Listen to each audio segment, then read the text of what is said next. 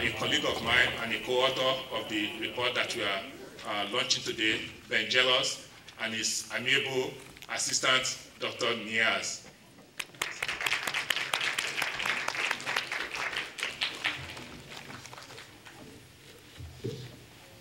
Good afternoon, ladies and gentlemen. I want to just thank Falabi for that great introduction and allowing me to go outside and then come back in so y'all could clap. But actually, I left my glasses, and y'all know the old saying that I'm helpless without my glasses. But it's good to be here today, and it's good to see all of you out here in the audience. And certainly, this is a paramount occasion when it comes down to issues that are foremost on the human rights issues for at least amnesty here in the United States, between racial profile and the death penalty and some of the other issues that we're taking on. These are things that we have to be concerned about, so just bear with me. But I would like to begin by thanking my colleagues at Amnesty International USA and co-members on the board of directors for taking the lead on this important issue. I also like to give special recognition to my former federal judicial branch associate, the Honorable Timothy K. Lewis, for chairing Amnesty's hearings around the country, which gave voice to the profound indignity suffered by so many under the auspices of law enforcement operation procedures.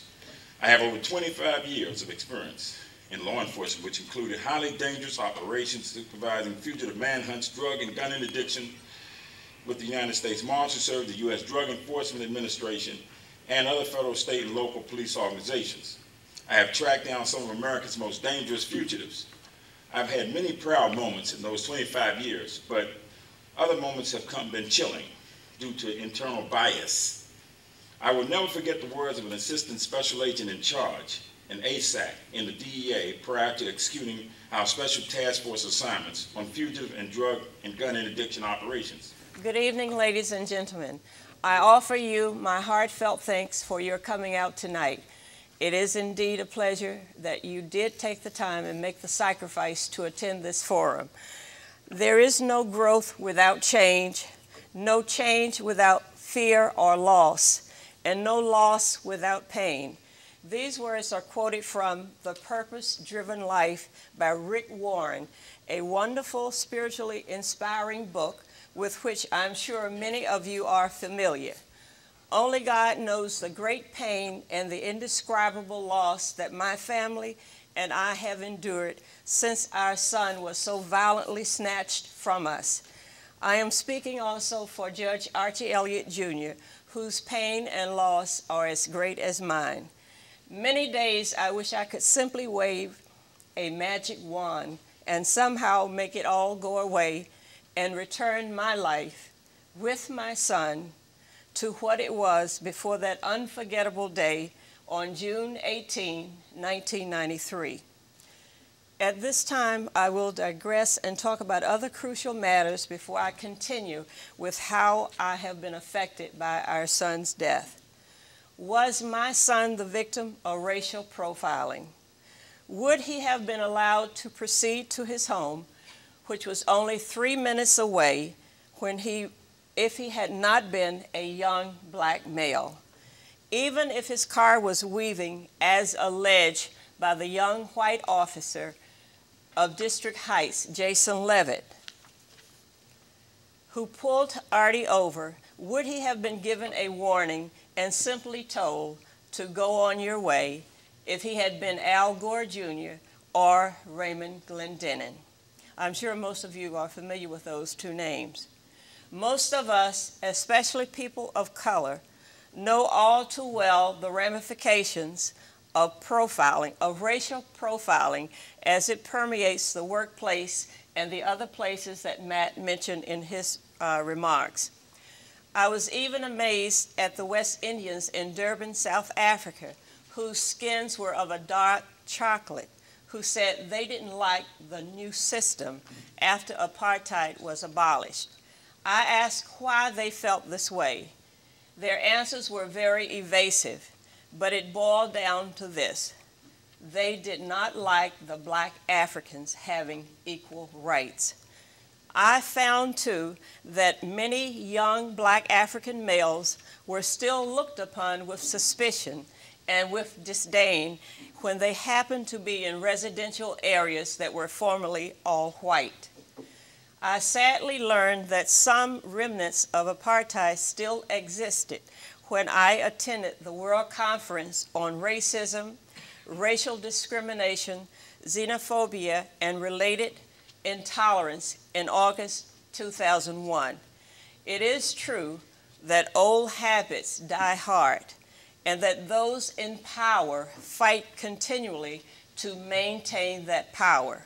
Many thanks to Amnesty International, who sponsored my trip to Africa to speak of police brutality here in the United States. I still ask myself, when will it end? I don't know the answer, but I do know this. As long as freedom-loving people sit passively and do nothing, injustice, racial profiling, misuse of police powers, and racial discrimination will continue at an even greater pace than exists today. How does one change the systems that are so ingrained with biased statutes and inherent prejudices that make it almost impossible to get fair and equal justice for people of color in all areas of society? And I'm making reference to the Law Enforcement Officers' Bill of Rights, which gives special privileges to police officers, and this is only in the state of Maryland.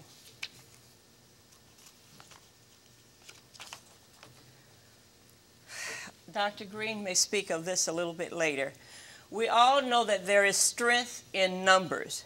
We must come together collectively and speak out against any and all injustices and wrongdoing by law enforcement and anyone else who does not respect the rights of all citizens here in Prince George's County, Maryland, and across the nation. Major cities and small towns are still grappling with racial profiling. Now I would like to talk briefly about what I consider the barriers to public safety and justice in Prince George's County.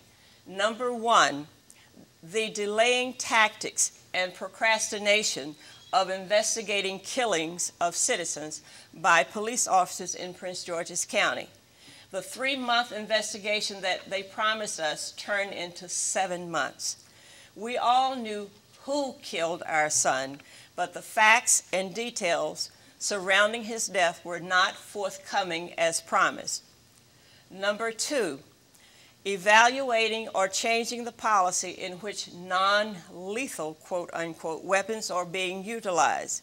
Several deaths have occurred when the body wrap and pepper spray were used on citizens who were in custody, in which it was officially ruled that the deployment of these devices caused or contributed to the demise of the victims. Barrier number three, and this is very personal with me, withholding autopsy reports. Our son's autopsy report was ordered withheld by the state's attorney, who was Alex Williams at that time, and even by the medical examiner at the directions of the state's attorney, caused us much grief. It was no concern to us that the state's attorney and the medical examiner were feuding. Other families after my son's killing found themselves in the same situation. What parent would not want to know immediately upon completion of the report what caused their son's death? Number four, who speaks for the decedents before the grand jury? The proceedings are so enshrouded in secrecy, yet bits and pieces of testimony that portrays the deceased in an unfavorable light gets leaked to special people that eventually finds its way back to the families. The defendants have all the advantages. Dead men do not talk. It is my fervent wish that some legal scholar will take up the issue of dismantling or changing the way grand juries do business. Number five, appealing or revoking the law enforcement officer's Bill of Rights. This statute is totally unnecessary, and it totally erodes the confidence and faith of the citizens in getting just indictments when police kill and maim those in their custody. We all know of the damage and terror inflicted by the use of canines, especially when victims are handcuffed.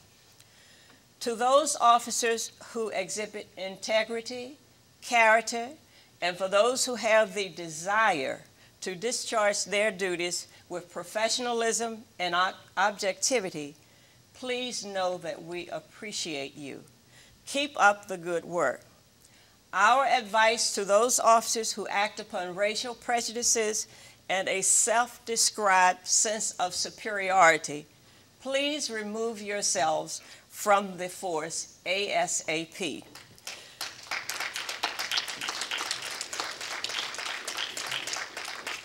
I will now provide the facts in our 24-year-old son's death for those who may not know all the pertinent details.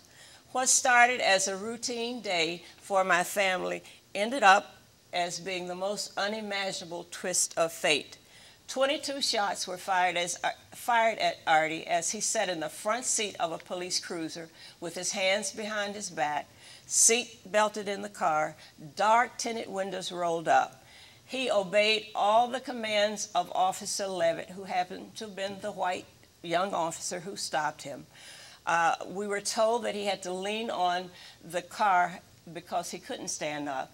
Well, Artie worked on construction that day, and he's just like a lot of other folk who have happy hour after work on a Friday afternoon. Being intoxicated was not a reason to kill my son, and I still believe today that those officers did not have to kill my son in order to preserve their own lives. I'll be through. Oh my gosh. Okay, on that very hot day, Artie was wearing only shorts and tennis shoes, and that was the way he had driven from his job. They alleged that Artie was pointing a handgun at them. Even with his hands behind his back as he lay dying on the pavement, his hands were still behind his back. I live with this nightmare and horrific anguish every day. I would not be standing here now if I truly believed that killing my son was the only option for Officers Leavitt and Cheney. Our son never lived to help me celebrate my birthday on the 19th of June. He never lived to see the full potential of what his Creator had designed for his life. And maybe in a way he did, because I'm told that God doesn't make mistakes. It is through this most difficult time in my life and the lives of the other mothers here today that we gain strength to accept our burden and to share our pain and in some way give comfort to the many mothers who have traveled down the same path. I personally invited 7 mothers here today who lost their sons either through police violence or street violence, and in my sister's case, home invasion. She's sitting up front. She has been very, very strong for me, and she has been with me for a long time as we tried to get justice and as we held our prayer vigils for 6 months on the 18th of June after our son was killed. She's sitting with her new husband, Mr. Eddie.